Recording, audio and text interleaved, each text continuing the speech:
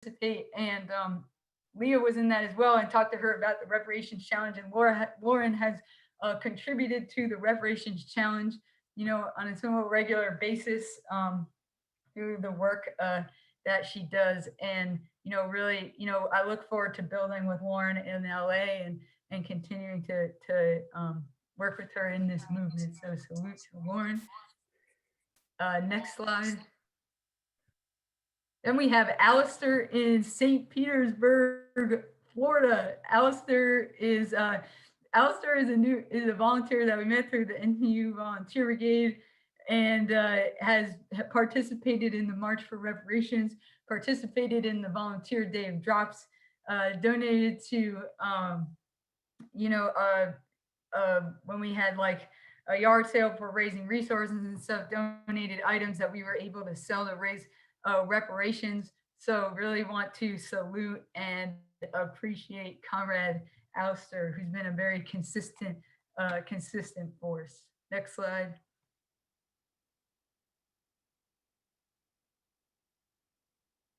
Then we have Addison Adams. Addison Adams is in Atlanta, Georgia, and Addison, we met through Comrade Carvin, and Addison contributes his work and has raised hundreds of dollars in reparations to the Reparations Challenge, holding art fundraisers. So really want to, and does this on like a, all of a sudden we'll get these resources, and he'll be like, oh, I had this fundraiser that I did. So he's constantly thinking of creative ways to participate and contribute reparations. So really want to salute and appreciate Addison for his work. Next slide. Evie is in Boston, or near one of the suburbs of Boston. Is a member that we met through Uhuru Planet, has contributed her work to some of her designs to Uhuru Planet. And you can see the beautiful earrings that she made on Uhuru Planet's website. This is a really creative and dynamic force. So really want to salute Evie for being part of this movement. Next slide. Aaron is a member in Portland, Oregon, and Mads has always put forward Aaron for his outreach and his excitement to talk to the people. He played an important role in building the March for Reparations in Portland over the last year.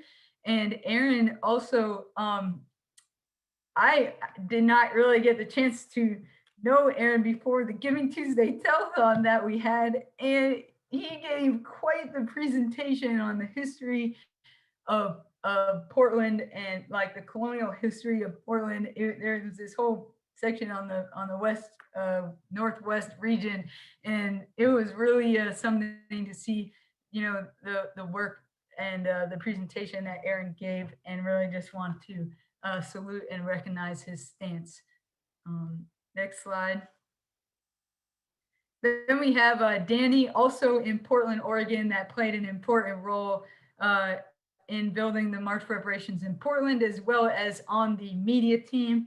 Danny was a really solid force this summer, helping us put out constant press releases, and things that we had going on, coordinating media, not just in Portland, but all around the country. Was really solid force in that. So I want to salute and appreciate Danny. Next slide. Then we have Angelica. Angelica is a new member of her Solidarity movement, and Angelica was a really powerful force in the campaigns to elect President Colombayi and to Charwa in St. Louis.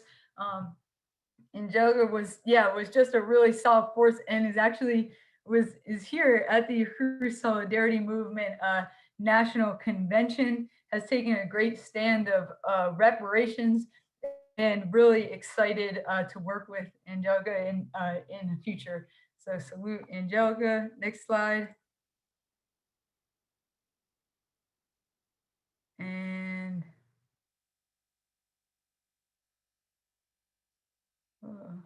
okay, and then next slide is sorry, I was just checking my notes. So then I also wanted to recognize Comrade Liz, who is a new member in Minneapolis. And I just wanted to say, I just wanted to tell you guys something about the work that Liz is doing. Liz is an art student in Minneapolis, and she has taken the Uhuru movement and based her thesis around it. And so I wanted to tell you guys a little bit about the work, about the exhibit that she's doing, and what she wants to make it and turn it into a workshop. So next slide. So Liz created for her thesis, she was inspired by actually Mao, and the whole idea that Mao considered himself or was often represented himself by the sunflower seeds, the sunflower. So what she wanted to do was create an exhibit that talked about what are the seeds of revolution and the tools, like a tool and a tool bag, seeds. And so what she did was she created these seed packets, which you see here. And there, you see one seed packet is for revolution, and then another seed packet says redistribution. And so what are the seeds, the sunflower seeds that go into these different seed packets? And I know Liz told me about it, and I'm sure she would do a very much better job of explaining this. But I just wanted to bring this to you. And so, if you go to the next slide, she based the seeds off the Uhuru movement, because the Uhuru movement has the seeds for revolution, the tools for revolution. And what she did was she created these different sunflower seeds to go in these different seed packets. And the seeds are the Uhuru Solidarity Movement, the movement for reparations to African people. And it tells you about the Uhuru movement, the Uhuru Solidarity Movement, its mission statement, things like that. And it has cards that people can take, that has the Uhuru Solidarity Movement website on it, and different things like that. And so people can learn more. Another seed for revolution is the Make Wall Street Pay Reparations campaign, where it's telling people about the Make Wall Street Pay Reparations campaign, and what it is, and it has the website on it as well. And then, of course, another seed for revolution is the Black Power Blueprint, of course. And so it tells you about the vision of the Black Power Blueprint, and the whole idea about it. And this was done with leadership from Leah and also from Chair Jesse. And then next slide. And then also the Reparations Legacy Project is another seed. And then the Black Power Blueprint and then along with the first one about the Black Power Blueprint is also showing all the different projects of the Black Power Blueprint. And I just thought that, like, we had to put this out and show comrades, what was happening, because this is like such a creative, dynamic way to reach the people about this movement. Like, people are looking for tools, this like seeds of revolution. How could you, how could you be, how can you engage the people in this dynamic way? And I thought this was so powerful, a way to be able to put out this information. And it's so true. Like, Uhuru movement is the tools, the seeds for revolution. And I know that she wants to do this as a workshop, to really engage with people about, like to really be able to talk to people, make it an interactive workshop beyond the gallery that she's doing, is as well, the gallery exhibit that's going on right now, where she just installed these. They were literally just installed like a couple of days ago. And I have a link that Liz shared with me that I will put in the chat for you guys to be able to actually hear, from her, be able to look at it. I think it's coming online soon. You'll be able to read more about the exhibit and that, what they've got going on, and actually hear from her how she describes it. So really just wanted to salute and put forward Liz. And, this is some of the work that our members are doing. And then next slide. And then the last slide, I just wanted to recognize another a powerful member of the Uhuru Solidarity Movement that we met just this past year, and in the five, maybe not even 3 months, never hesitated. From the first day we met him, he jumped in on the phone banking team.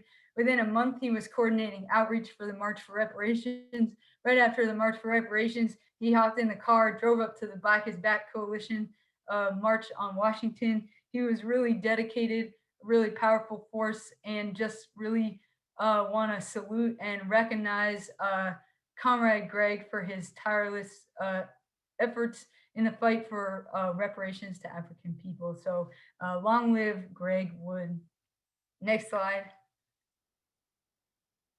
And then I want to recognize some of the Kwame Nkrumah and Harriet Tubman sustainers. So we have Janet in Seattle, Diana and Jim in St. Louis, Amanda in St. Pete, Mads in Portland, Mark in San Francisco, Leah um, in Minneapolis, Nick in Portland, Janice in St. Pete, Maggie in Portland, and Kara in Oakland. These are comrades who have taken a powerful stand of reparations to African people at some of our highest donor levels. So really want to salute and appreciate these comrades for their stance of reparations to African people. Next slide.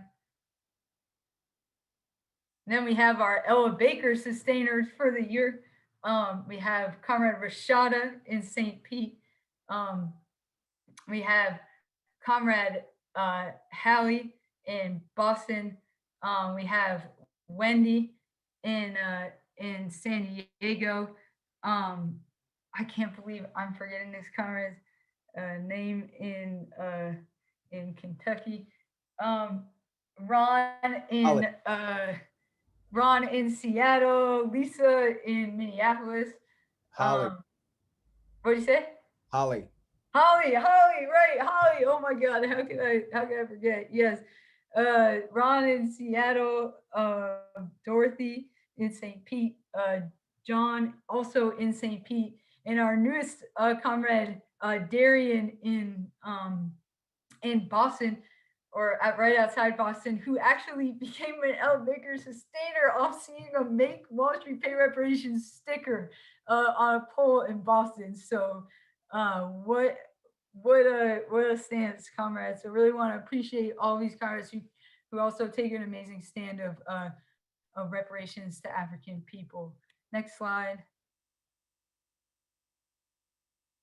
And so I wanted to say, I it's so amazing to see all these powerful forces and all of these comrades who are part of this work. And it's probably shocking to many people to see, you can't believe these comrades joined in last year. And I just want to say, these comrades joined because of the theory of African internationalism that comes from Chairman Omani Shatella, because people see a future in this movement.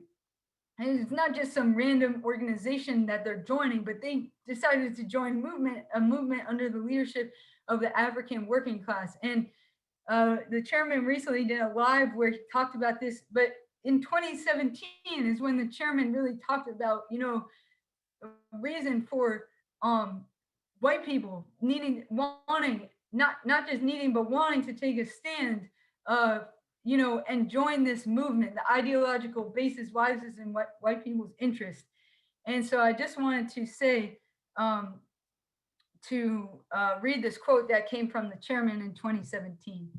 The majority of the entire colonizer nation is in a state of economic, organizational, and ideological disarray. This is one of the things made obvious by the presidential election of 2016. We know that there is a deep sense of foreboding within the colonizer nation. There is a growing drug addiction, and for the first time in generations, if not ever, the death rate of white people is on the uptick. The electoral process has not succeeded in luring them into a sense of control over their future, which appears to be jeopardized by the new norm of economic decline. Despite the US government's boast of full employment, there is evidence that for the first time in recent history, North Americans of the colonizer nation are confronted with the probability that their children will not be as well off as they are, according to a November 2016 report by the McKinsey Global Institute. The white sense of security that accompanied the belief that the US had hegemony over the world's affairs has been shattered by the defiance from the forces as diverse as Venezuela, Iran, Democratic Republic of Korea, Russia, China, etc. The election also revealed that the majority of white people in the US appear to be ideologically adrift. The bedrock of ideological coherence has been untethered from the foundation of previous assumptions of permanent affluence and unquestioned US authority. The work of the African People Solidarity Committee is occurring within this context. It is the work that can represent a major thrust by the party in our effort to advance our struggle against colonial capitalism. We have the genuine explanations of the material basis of the gloomy forecast for a white existence built on the reliance of slavery and colonialism. And this is just so profound. It's so, profound, that we understand this, and like the whole, this sets the foundation for winning white people to become members, and more than that, to be active participants in an organization, because we don't want to have this gloomy forecast anymore. We know that, this whole white power system is on the decline, and we want to be a part of a new world, a new future. And we see the African working class winning on every front every single day. We see it. I mean, even just the presentation by Deputy Chairwoman Zaneta Shatella showed that the African working class is winning. And so the Uhuru Solidarity Movement is the vehicle through which white people can participate in overthrowing colonial capitalism. And so, this is the basis for how we are going to continue to grow this movement, and why we had such an incredible dynamic group of people join just this, last year, and participate in building this movement. So I really appreciate the science that the chairman gave us, the theory of African internationalism, to continue to um, to to to to see a new future, and to continue to grow this movement. The next slide. And so, many of these new forces that we see, many of them joined after, the murder of George Floyd, because in the heat of African resistance, white people are forced to take a stand. We had an event that on right after the murder of George Floyd, where Chairman Omar Shatella spoke, Director Akile spoke, Chair Jesse spoke, Chairwoman Penny spoke. We won 44 new members at one web event. So this year was the year of the African working class. The righteous African resistance forced white people to take a stand. And because of the work of the African People's Socialist Party, and the work of the African People's Solidarity Committee under the party's leadership, white people had organization that they could turn to. Becoming a member of the Uhuru Solidarity Movement was a concrete way that they could take a stand against colonial violence and murder. And this was evident through the 44, new members that we won at the web event, on June 1st, after the murder of George Floyd. And next slide. And so following this event, we continued to the summer with outreach and demonstrations, with a goal to win white people that we can't just unlearn our racism and fight the ideas in our heads, but we have to take a stand against colonialism. You can see this in the signs and the banners that we put out. Our propaganda made national news. You can see Halle Murray in Boston on the front cover of the Boston Globe with a sign that says "Reparations for the murder of George Floyd." And this is nothing new. This is the line that the party has put out for 50 years, that this is not about racism. This is a stand against colonialism. We were not, as has been put out, we were not just some pop-up, random organization that came after the murder of George Floyd, but this is the work that the party has put in for all this time. And, we had the honor to be able to carry this out and win the war of ideas within the white community. And I just want to say that this is an integral part of being a member of the Uhuru Solidarity Movement. and not necessarily just protesting, but being on the ground, engaging people in the theory of African internationalism, winning white people to take a stand of reparations. As members of USM, we have the responsibility to be out on the streets and to build organization. And I just want to say, and as we did, win many new members thanks to the leadership of the African People's Socialist Party. Um, and we didn't fully capitalize on all of the members that we could have won, and really build organization to the biggest capacity. And those were some of the things we're going to talk about in later on in this presentation, on how we're going to overturn that, how we're going to really make sure that all these new members that we won, we're following up with them, we're turning them into organizers through political education, burning spear studies, and then growing from there, getting people to volunteer in committees, and really seizing the whole time. But yeah, I just want to put that out there. And I will be back on in towards the end of the presentation. But now I want to turn it over to Comrade Laura, who Laura might not be able to be on, so it might be Mara, but who's going to talk to us about the NTU Volunteer Brigade that's led by the Office of the Deputy Chair. So next slide. And I want to welcome up Laura, if you are with us. Uhuru, thank you, Ali. My name is Laura, and I'm the coordinator of the NTU USM and Reparations Legacy Project Volunteer Recruitment Committee. The NTU Volunteer Brigade is a program created by the Office of the Deputy Chair to bring in new and professional recruits to volunteer their time and skills as a stance of reparations to African people. Next slide, please. That being said, I would like to take this time to salute Deputy Chair Onazeneya Shatella and the NTU committee, which consists of Tacharwa, Abdullah, and Stephanie, for their leadership over this committee. Next slide, please. So to start us off, I'd like to highlight some of our key new USM volunteers who've made significant contributions in 2021 so far. I'd like to thank Maggie, shown here on the graphic design team, who has done some key designs and illustrations, including the Give Back pin for the Reparations Legacy Project advocate level membership, and is also in the process of designing a logo for our new Reparations Brewers campaign. I'd also like to thank Kyle on the visual content and video editing team, who's done great work on promotional videos for the Reparations Legacy Project, highlighting Chairman Omali Ashatella's words during the World Tribunal on Reparations from the 1980s, which is an awesome video if you guys haven't seen it. I'd like to thank Carrie from the graphic design team, who has done great work on promotional materials for several USM campaigns this year to date. Herb, who has done some really important work on the media and political action team, as well as Gerardo, pictured here on the visual content team, who has made significant contributions creating promotional materials and videos for USM and the Reparations Legacy Project overall. So we couldn't do this work without you guys. We really rely on our volunteers, so thank you all for your efforts, truly. Next slide, please.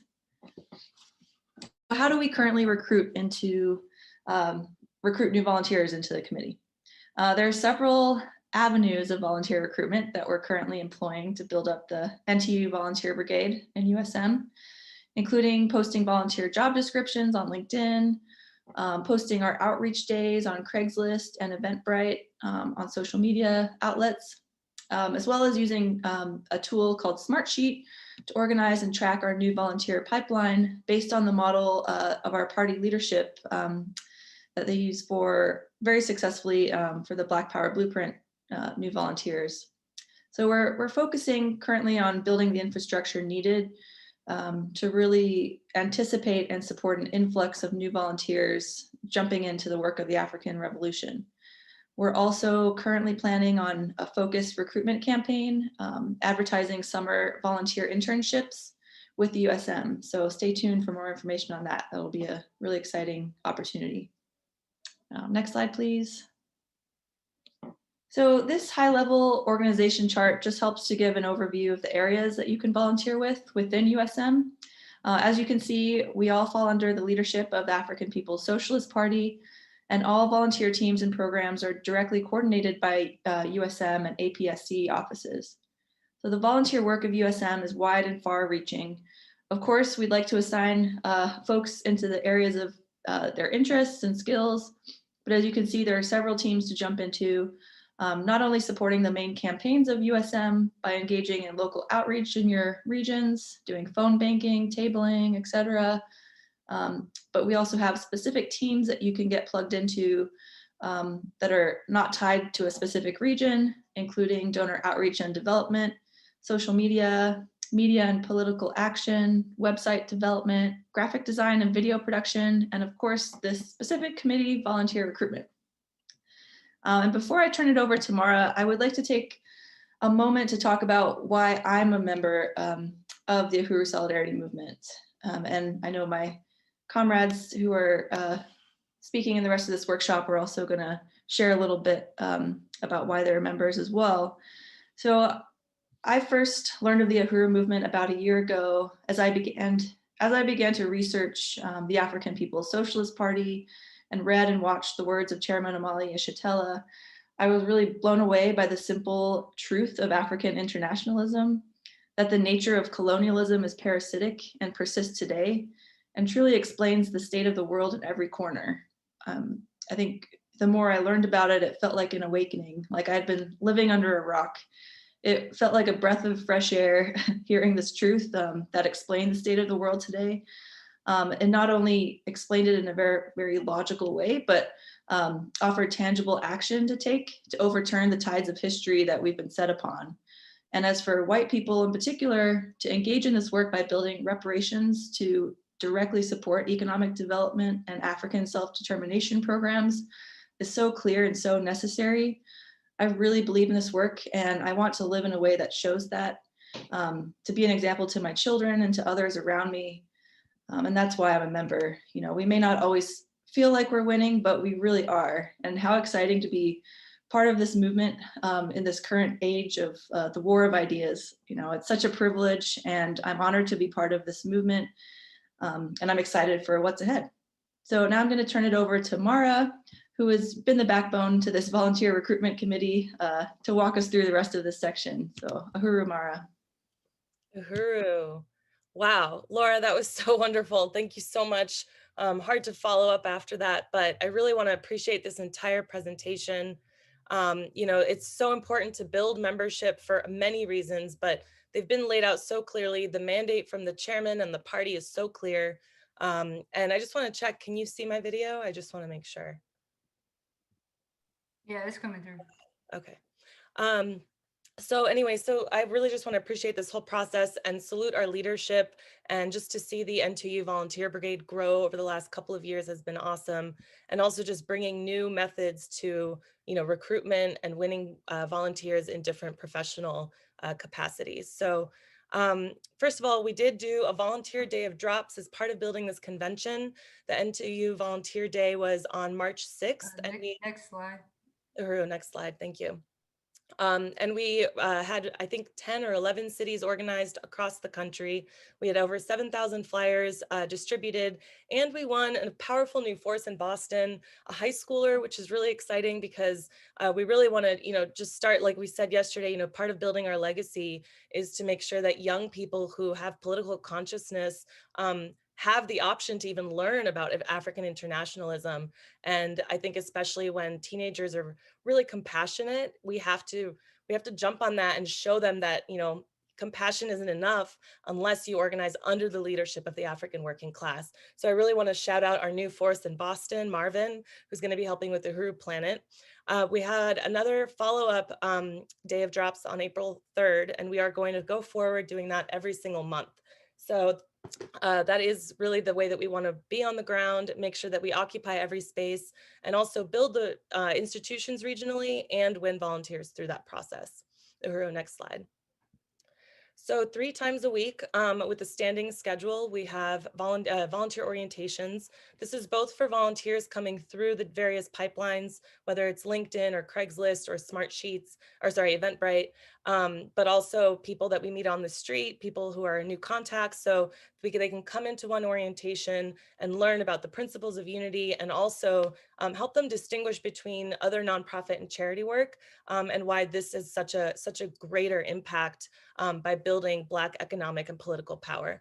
So Laura and myself lead the Tuesdays at 8:30 p.m. Eastern volunteer orientation. Len and with myself as backup on Thursdays at 6 p.m. Ali and Henry on Sundays at noon. These are all Eastern time. And you can sign up on our website at uhurusolidarity.org/volunteer. And it'll just have a calendar there for you so you can pick something that works for you. And I encourage you to do that right now. If you have not attended orientation yet with us, do that, because we actually have a couple coming up this week. And I want to say, Laura mentioned the new pipeline, the way that we're reaching out to people, and we already have seen that following up with contacts works. People definitely respond to personal phone calls. They really appreciate that we've reached out to them. They love to hear about what the organization is about. And in fact, just last week, we got a new orientation, Jesse, who, if you're here, Jesse, watching, Uhuru, and welcome. So next slide. So moving forward, our goals are to implement the volunteer pipeline process using LinkedIn and other volunteer platforms to ensure that every volunteer position is filled. We want to create volunteer packets and political education guides for new volunteers to win their unity and to take on a higher level of responsibility. We also want to develop internship opportunities for students and young professionals who are looking for summer internships. We're actually working on that very soon. And then continue to recognize our volunteers with Volunteer of the Week, which has been really great to just see, the face of a comrade who's been really instrumental in the work across the country and soon the globe, in our weekly newsletter. And then of course we want to promote orientation.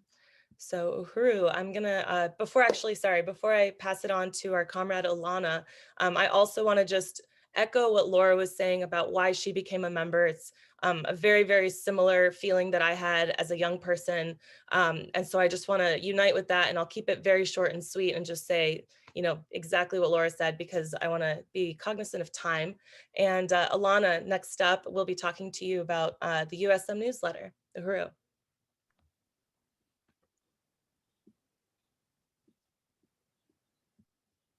Uhuru Mara, can everyone see me? I can't see your video. Just a moment then. It says it has been stopped by the host.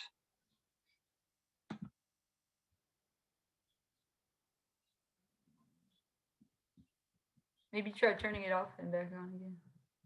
Okay.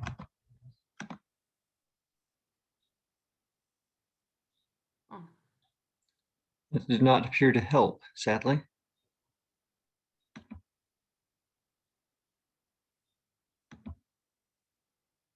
I apologize for the Right. technical difficulties. Maybe we can have you continue on with the slides, and we'll show everyone a picture of you at the end. I can do that. Cool. Uhuru Mara. To keep our members, comrades, and supporters up to date with all of the victories for the Uhuru movement, we've relaunched the Uhuru Solidarity Movement weekly newsletter. You can find this in your inbox every Monday. Next slide. Each week starts off with a quote from our leadership, most recently coming from the Chairman Omali Yeshitela and Deputy Chair Onazene Yeshitela's political reports. Next slide. Highlights have put forward upcoming speeches from Chairwoman Penny Hess and articles from the White Solidarity with Black Power column, volunteer opportunities such as the Day of Drops, updates about the campaign to elect Herdosia Kalambai Bentham, campaigns that we have launched, such as calling on people to redistribute their stimulus check, remembering powerful revolutionary leaders in moments in time, such as the Black Panther Party leader Bobby Hutton, and letting people know about events such as the Rock for Reparations concert we recently held. Next slide. We've also started a Volunteer of the Week section to recognize the amazing volunteers that we have in the USM. Since we've started doing this, some of the volunteers we have put forward are Mary C. in Philadelphia, Eva in Pittsburgh, Paul in Spokane, myself in Panama, and Jackson in St. Pete. I want to recognize Jackson for the role he plays every week in proofreading the newsletter, making sure all the links work and the newsletter is ready to go before it is sent out to all of you. Next slide. Things you can find there every single week are the Omali Tommy Sunday Studies and the Chairman's Weekly Address to the African Nation, information on the new White Lies Shattered podcast, a sign up for the volunteer orientation, information on the Reparations Legacy Project and how people can participate, recognition of our comrades whose birthday is this month with a link to their birthday fundraiser and a place for people to sign up for that campaign, information on the Reparations Challenge, and a promotion of some of the Buy Black Power products. Don't miss this newsletter put out every week. If there's anything you want to add, you can send an email with the information to membership@uhurusolidarity.org. I personally discovered the Uhuru movement when I found myself dissatisfied with other social justice organizations. I felt they often stopped short of success in their goals, as well as noticed a general unwillingness to do the hard work necessary to defeat the fundamental oppressive forces at work in the past as well as today. The Uhuru movement challenges me to be better and to do more, and for that I am both dedicated and grateful. I believe I'm going to hand you off to Allie now. So next slide, and Uhuru. Uhuru, 20 minutes remaining. Uhuru. Okay, thank you. So yeah, just wanted to say we also have our membership packets. Thank you, Alana. We also have our membership packets and thank you. So if you become an Uhuru Solidarity Movement member, you will get a membership packet like the one on the left, which includes the Pledge of Solidarity, Principles of Unity, and a Uhuru Solidarity membership card, as well as for any other donation or upgrade of membership or things like that, you will get a thank you letter in the mail. And I just really want to salute and appreciate Comrade Janet Van Fleet, who works on this and sends all of these out. And also want to salute and appreciate Comrade Ann, who was a huge part of sending out the membership packets over the last year. So salute to both of those comrades. And now I want to pass it along to Comrade Henry. Uhuru.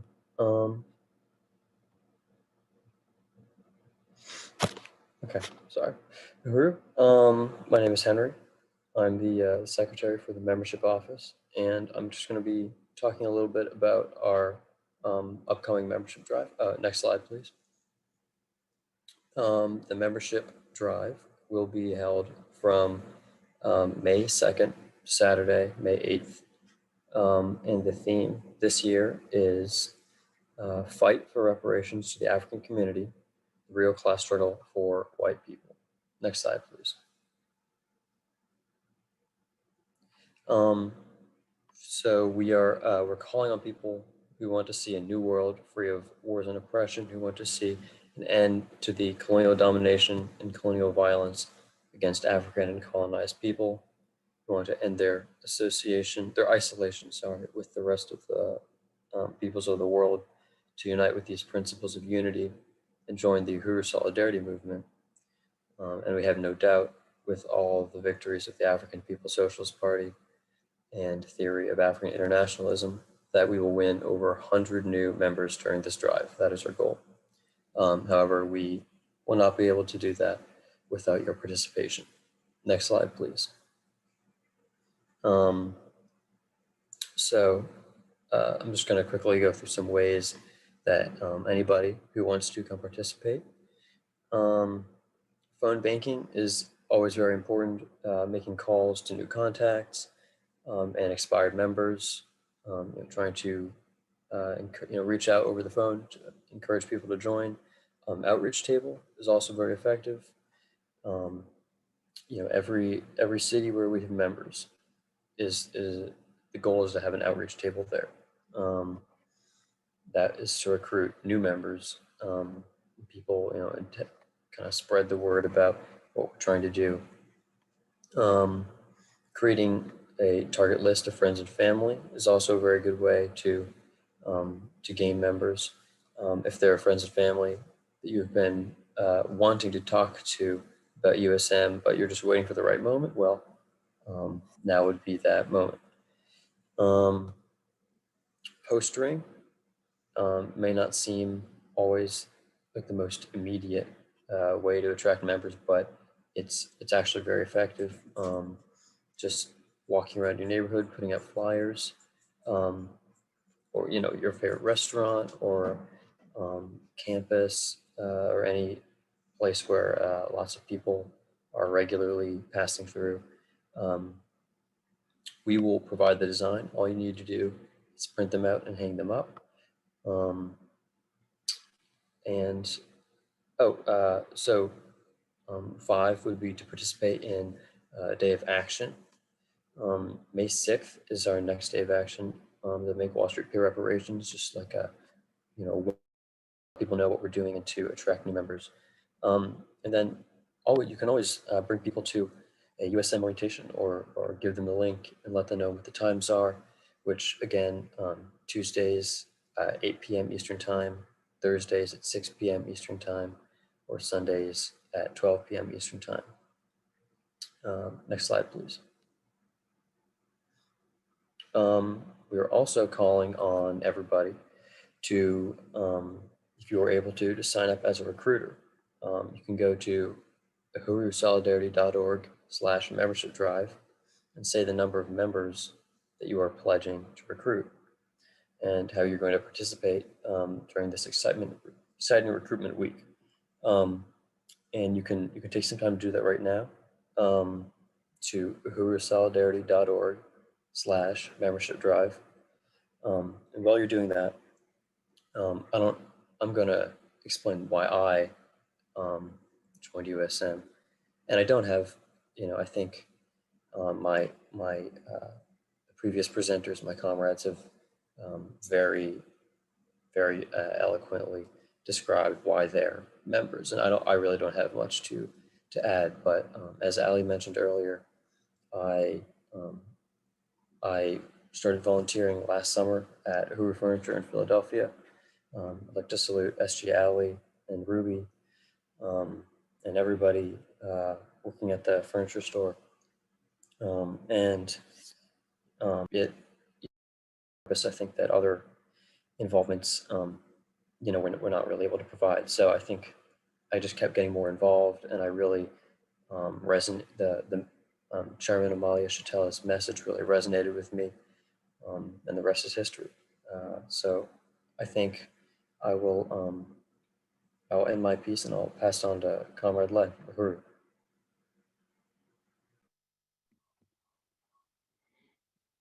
Uhuru. Let's see. Not sure if my video's up.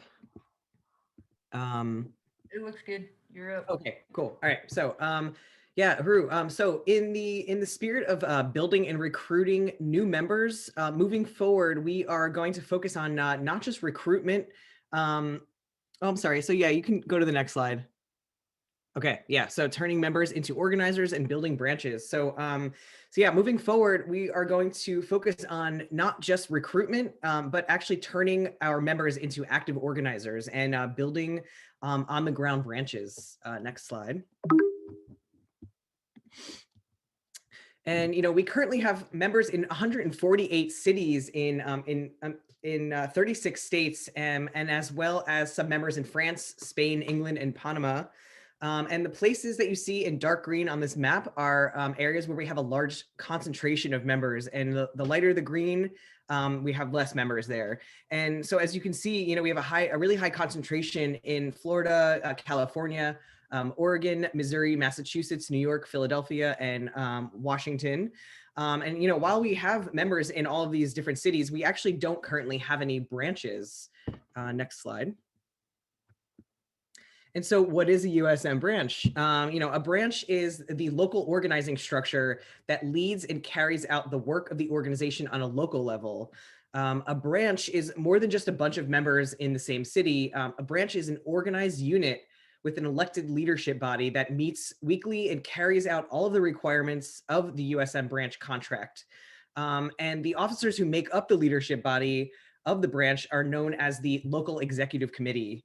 And the leadership positions of the branch include a chair, secretary, a treasurer, membership coordinator, an outreach coordinator, and an information and education coordinator.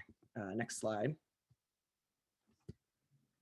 And so on this map, the areas with the red stars that you see are places where we want to have branches built by the next convention. And so our top priorities that we are really trying to have consolidated by the end of the summer are Philadelphia, Boston, St. Petersburg, St. Louis, Oakland, Portland, and San Diego.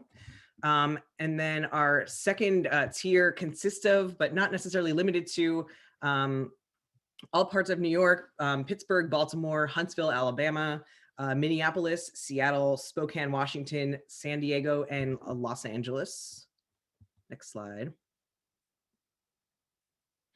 And so to begin the branch building process, we are holding a branch building conference on May 30th. And actually, I think it's May 29th. Or maybe 30th, I don't know. But for this, we will be finalizing our branch building manual and training people how to organize branches in their city. Next slide. And so there are some ways that we've actually gained new members this year. And we've gained members through drops, through Chairwoman Penny's speech at the Black is Back event, posters, different referrals, an email to a listserv, Facebook, Uhuru Planet, Reparations apparel, NTU volunteer program, the 2017 electoral campaign in St. Petersburg, and also a sticker, which, actually we won a new Ella Baker sustainer recently, which is the $100 per month from a sticker that somebody saw, and which is pretty amazing. So, and before I hand it back over to Ali, I just want to say briefly why I joined USM and why I'm an active member. And so I actually joined at this very convention last year, and it was right in the beginning of COVID and the vicious police murder of George Floyd. And there were protests and uprisings going on all over the world, all over Philadelphia where I'm located. And I could see that nothing was coming from just going to these protests and people just chanting Black Lives Matter. And seeing the chairman and Chairwoman Penny speak at the convention just really opened my eyes to the real issue here, which is it's not racism, that it's colonialism. And the fight should be for returning the resources and the power that's been stripped from Africans, the moment they were just ripped from Africa. And I was tired of just sitting by and waiting for something to happen, while Africans were just continuing to be murdered, one after another. And so, being an active member of USM and working under the leadership of Chairman Omali Yeshitela and the African working class has given me the understanding and has allowed me the opportunity to participate in real tangible change.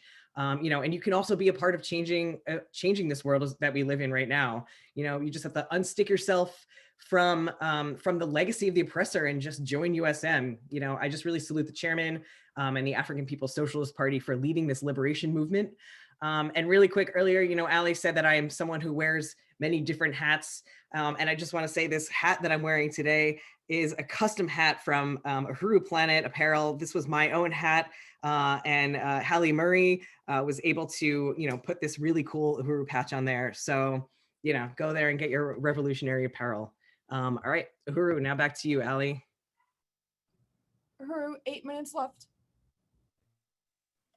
Uhuru, thanks, Lynn, and really appreciate the whole membership. That was a funny joke, Lynn. Really appreciate the whole membership office for being part of that presentation. You could go to the next slide. And just wrap it up, the regional strategy is super important to how we're going to be carrying out building the branches this year. And just want to recognize Hallie Murray, who's been over the North region, Amanda Carlozzi, who's or the USM South region, and myself, who's over the USM West region. And also want to recognize Comrade Mads, who played an important role in, who really was the one who played the important role in building the USM West region over the last year. And as Chairman Tafari said, you know, in his presentation, you know, building the regional strategy, building organization is what the chairman is really calling for. And we're not just talking about, you know, people who say Uhuru and who, you know, who just identify themselves with the Uhuru movement, but we're looking to build active organization. That's our goal for this year, to build active organization in each of these cities. We're going to be building branches, and we want you to be a part of it, to be a part of on the ground work, to take up responsibility in these local committees, and to contribute to the growth of your region, which contributes to the growth of the International African Revolution. So our goal is to recruit 150 new members in each region by the end of the year, to get to our goal of 1,000 members by the end of the year. And you saw where Len said, you know, where we want to have branches built by the USM convention next year. Next slide. And so some of the ways that we're going to get back to doing this is like, you know, being on the ground, outreach every single Saturday. Outreach used to be a main staple of the Uhuru Solidarity movement, holding our outreach tables. And since COVID, we've kind of, you know, lost that a little bit, just in terms of, you know, having consistent tables on the ground. While we've done a lot of web events and things online, but we've got to get back to that. That is so important. People have a place to find us, the consistency of our outreach tables. This is a staple in terms of building organizations. So we're going to get back to outreach every single Saturday, you know, where we have active organizers, and build to that capacity, you know, where we don't. Next slide. 5 minutes left. Thank you. We have a regional organizing tour this summer. We want to do a regional organizing tour this summer, and some of our target cities are Oakland, California, Portland, San Diego, Los Angeles, St. Louis, Chicago, Louisville, Boston, Philadelphia, Pittsburgh, New York, St. Pete, and Huntsville. And those are going to be, you know, where we want to travel to really work with our comrades who are on the ground there, hold events, you know, do outreach with them, really try to establish that organization on the ground, and provide leadership, you know, where we can. Next slide. Our days of reparations to African people, and this will all culminate, you know, we want to, with our annual day of reparations to African people that happens in the fall, where hopefully this year we'll be able to bring Chairman Omale Shatella to cities, you know, around the country. It's just super exciting. And this has always been a huge recruitment event of the Uhuru Solidarity movement. I mean, people get to hear the chairman for the first time, and that city is, you know, forever changed with, you know, speeches from Chairman Omale Shatella and Chairwoman Penny Hess. So this is going to be another key staple, and we always build organization in building for these events. Next slide. Building internationally.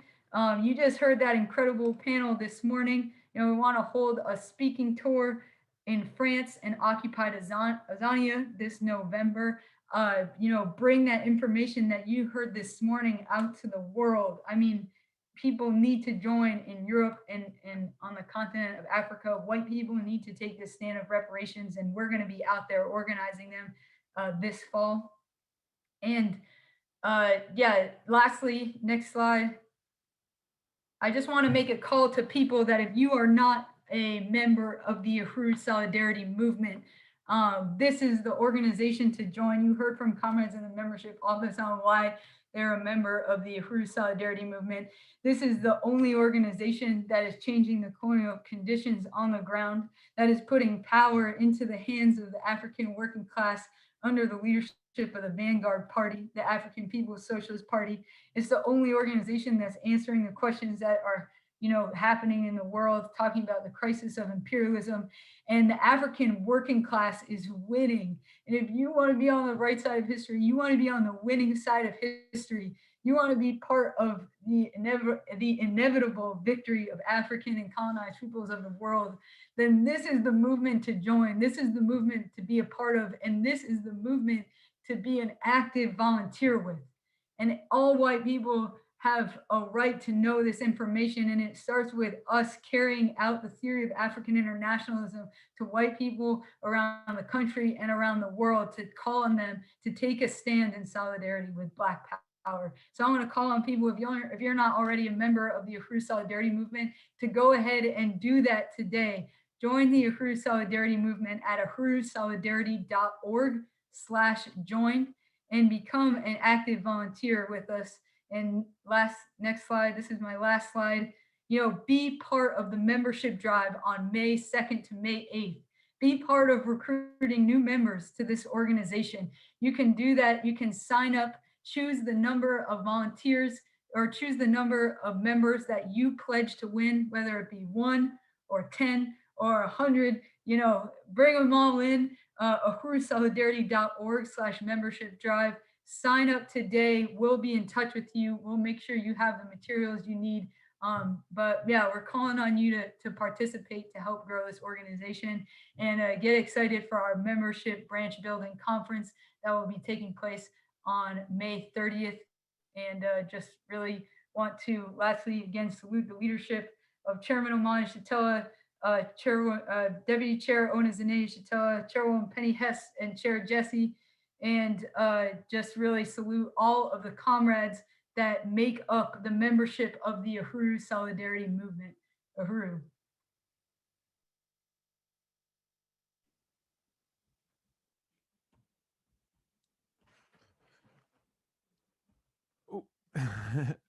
Uhuru, Uhuru, Comrade Ali, Uhuru to all the comrades who were part of just an absolutely amazing panel.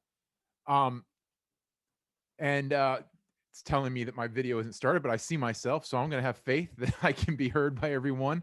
We are really, really excited about that workshop.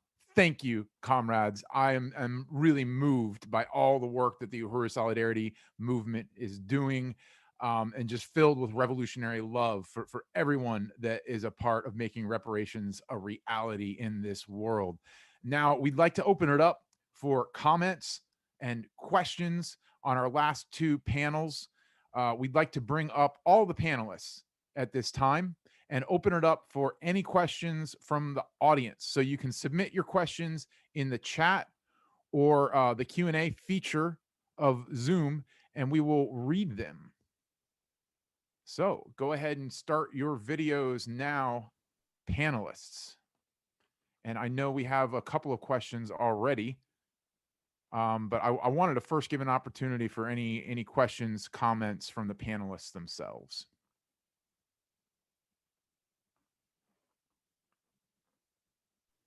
Okay, I'm not hearing Uhuru, Mara. I was trying to let someone else go, but I just really want to appreciate this whole workshop and just the importance of building membership. We cannot stress it enough. And it's just so inspiring, and I'm really looking forward to building branches. And I want to just say, it's like, it only takes one person to want to do that. And then it only takes 3 people to be a branch to start, so you can do it. And a lot of people have done it, and we have all of the resources at our disposal, and all of the leadership and political theories. So definitely encourage everyone to, take this on with us. Uhuru. Uhuru, Mara, big salute to you and everyone from the membership workshop, and also the previous one. Just incredible. So, why we have to do this, why it is so urgent. So let me now go to some questions that have come in. The first one is from Jean Boissat, if I'm pronouncing that correctly, on Facebook, who asks, how do we ensure that African children born stateless acquire citizenship in the country of birth if born in exile, forced migration, and refuge? Uhuru, and that question did come in during towards the end of the workshop with Secretary General Luwezi and Chair Tafari. So if either of of you are still on, you are certainly welcome to address that question if you would like to. Can you repeat the question again? I heard about Yes. stateless children born in somewhere, but I didn't get the whole thing. Yes, What's the question again? Secretary General, I'd be glad to. It's from Jean Boissat on Facebook, who asks, how do we ensure that African children born stateless acquire citizenship in the country of birth if born in exile, forced migration, refuge? Question mark. Yeah, this is an important question, but it depends on also where the person is located. If you take like Europe, places like France, Britain, but I know definitely these two countries. I'm not sure what the U.S. situation is overall. Is that you cannot be given a French citizenship or British citizenship just because you are there. And if your parents do not have legal papers, then it's going to be difficult for you to get first just to get your legal status. We're not really talking about your citizenship, just the legal status. So we have parents, families who have no papers. The case just hangs in the balance. They have to report to the authorities every year. You've got families like this for 5, 10 years. They are like stateless. Basically, they don't have their citizenship. They don't have yet their legal status. So when your parents are given the legal status, then depending where you are, then you'll be given the right to apply for citizenship. And if you have any what they call criminal, record or something like that, that's a no. You will know your application will not even be accepted. And in other cases, the French they've changed the law. I think the British also changed the law. If you're born in France, for example, the citizenship is not automatic anymore. When you're 18, you have to apply for French citizenship. And if you have a criminal record, the drug economy and things like that, they will use that to deny you the citizenship. That's the case you have in Europe. Now, in Africa, you can be in refugee camps for years. You have refugee camps everywhere in Africa. You have them in the Congo, you have them in Tanzania, you have them in Uganda, Malawi, and so on. And if you're lucky, you might be given a refugee status. The 1952 Geneva Convention can be recognized to you. And then your case will depend on the government where you are. But in the most cases, they only select just a few people to give the citizenship. Most of the people, they are living in the country where they are exiled or where they are refugees without the possibility of having a citizenship. And that's the case. When you hear refugee camps, when you hear displaced people, they keep them for years, for decades, without giving them any citizenship, things like that. So in a revolutionary way, the struggle for one African nationality, that's basically will be the base, the only way. Which means that it doesn't matter where you are, you're an African, and the citizenship just one. There is one African government, but for that to happen, we have to get rid of the colonial question, because as long as we have colonialism, Africans will be denied citizenship. They'll be denied, basic rights and things like that. That's what we have. And when I say they live in exiled camps without being recognized as citizens of that country, that's reality. At base, you'll get the Geneva Convention, and a handful of the people might be given the right to stay, things like that. In fact, they keep them in the camps. In most of the places in Africa, the majority of the refugees or the exiled population is not allowed to leave the camps. You need a special pass to leave the camps, to interact with, every other people in the country where you are. But in reality, according to the Geneva Convention, you should enjoy all the basic rights where you applied for asylum, but that's not really the case. And what's happening in Africa is only is a mirror of what's happening in Europe, because in Europe everything's being done to abrogate their asylum rights, the refugee rights. Everything is being done uh, uh, in that purpose, basically. So to be a refugee today is a very difficult task. Very, very difficult. Being in Europe or being in Africa is really, really difficult. And most of the refugees are in Africa. You know, yes, well. Uhuru, thank you, Secretary General Luezi, for that comprehensive response. I want to read now, unless if someone else wanted to speak to that question, please interrupt me. Mara of Cambridge, I believe our comrade on the panel with us today, has a question. Does USM membership have some suggested goals for recruiters?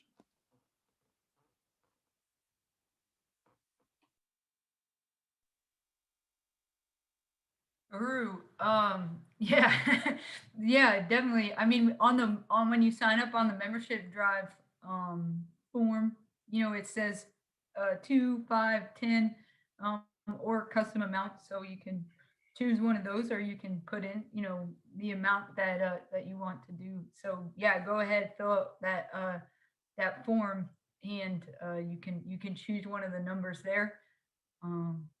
But I would say as many as you can. Great. Thank you, Allie.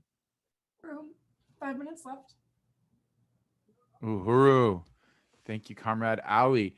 So now we have a question from James on Zoom in Washington, D.C., who says, Uhuru, for N2U, is there an opportunity to volunteer to become a teacher for skills we have? Uhuru, James, yes, definitely. Yeah,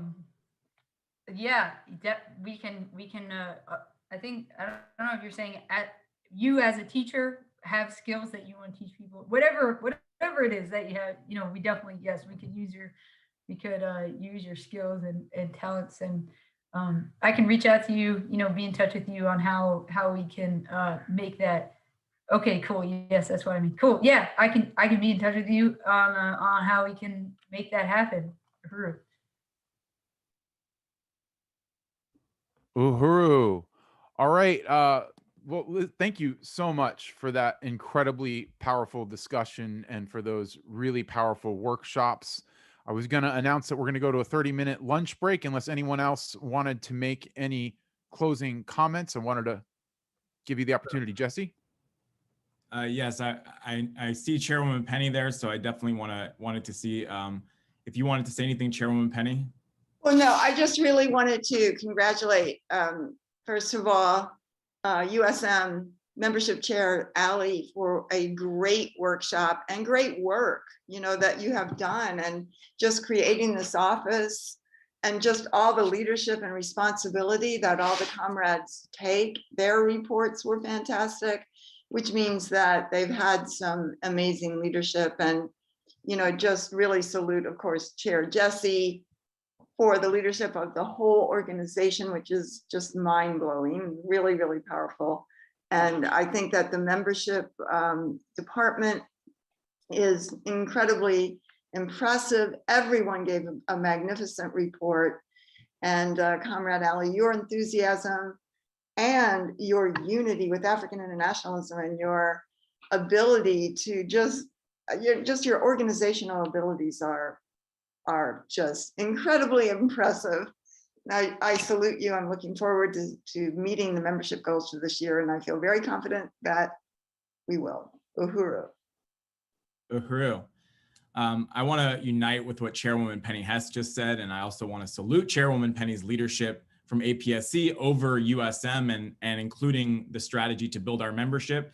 I also want to salute the amazing workshop, and I wanted to give a shout out to Raya Fogarty, who was once the USM membership chair. And I think she really defined what that even means to be a membership chair for USM. And we've always understood that, and Raya is active in other areas of APSC now in a really critical, really powerful way. And she just won an award, a very prestigious recognition award at the plenary. But the reason I brought up Raya is to just salute the ongoing influence that her leadership has had on this office, and also to say that it is very high praise when I say that I think Ali Ayello has really stepped up and is honoring and upholding the tremendous stance that Raya established for fighting for the membership of the Uhuru Solidarity Movement, and the love for the people that is just so infectious and so undeniable and so revolutionary. And thank you, Kitty, for giving me the specifics. Raya is the Black Power Blueprint Project's and administrative assistant to the ORED chair. So very powerful comrade. And we salute Raya. And I see everybody in the chat is doing that as well. And I salute you, Ali, and the whole membership office. You all are amazing. That was so awesome. And we are absolutely going to kick ass this year and get way past 1,000 members and build USM all over the world. Uhuru. Uhuru Chair Jesse, Uhuru Chairwoman Penny Hess, Comrade Ali Ayello, and everyone. That it was such an amazing workshop. African internationalism is winning. So without much further ado, unless somebody wants to break in with a question or a comment, we're going to go now to a 30-minute lunch break. So please be back on. And I do want to defer briefly to someone in the leadership of the convention. If 1:15 is still the time that we want to break, or we want to move that up so we have a full 30 minutes and say, what would that be, about 1:25? We can go with 1:20. 1:20. Okay. So, all right, we'll be back at 1:20. Take a little bit less than a 30-minute lunch break, get some refreshment, and we'll see you after the break. Uhuru.